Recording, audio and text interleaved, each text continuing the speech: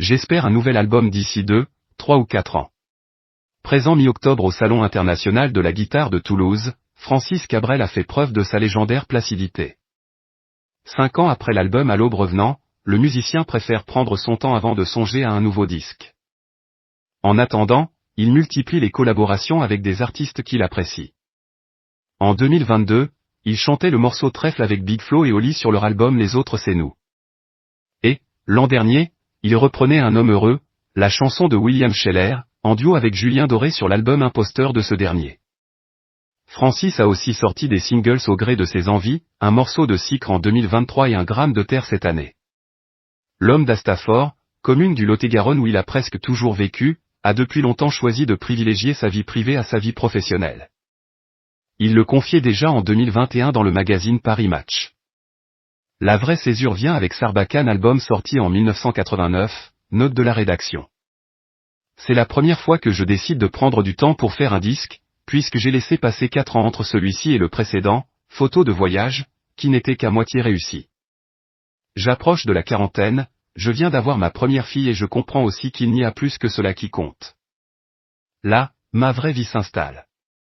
Je me suis découvert plus père de famille que chanteur. C'est clair. Sa première fille, Aurélie, a aujourd'hui 39 ans. Comme son papa, elle est autrice-compositrice et a créé son label de musique. La chanson Sarbacane lui est dédiée. Née en 1991, sa petite sœur, Manon, vit à Astafort et travaille dans le tourisme événementiel. Manon a inspiré à son père une de ses plus belles chansons, Je t'aimais, je t'aime et je t'aimerai sur son 8e album Samedi soir sur la terre. La maman des 2 filles est Mariette Dargeau avec qui Francis Cabrel s'est marié en 1974. Il n'a depuis jamais quitté cette discrète décoratrice d'intérieur de 72 ans. Ils se sont rencontrés en 1970, alors qu'il n'avait que 17 ans. Avec Mariette, Francis a accompli, il y a 21 ans, un geste à la fois généreux et courageux.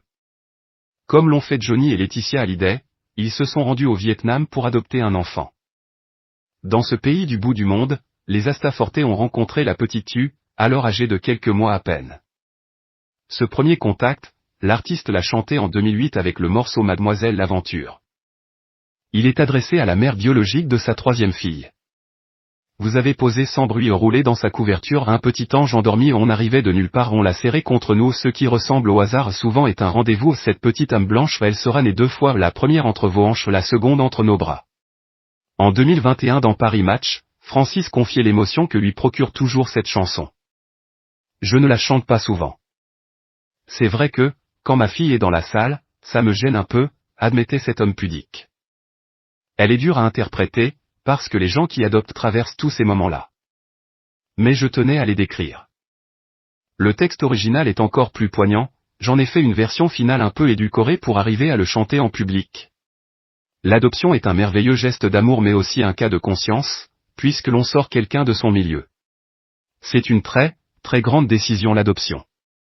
Cela suppose qu'on arrache quelqu'un à sa terre aussi, donc il ne faut pas se tromper, avait-il confié quelques mois plus tôt à Nikos Aliagas dans l'émission 50 Minutes Inside. Et il faut être sûr de soi quant à la vie qu'on veut lui offrir. Aujourd'hui, Tu as 21 ans et poursuit ses études après une scolarité menée au lycée 5 après d'Agen.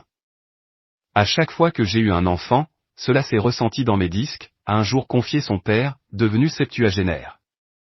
Ça me gonfle le cœur d'amour et de tout un tas de sentiments à partager qui font probablement que j'écris mieux. Nul doute que Mona et Raphaël 8 et 5 ans, les enfants d'Aurélie, auront bientôt leurs hymnes.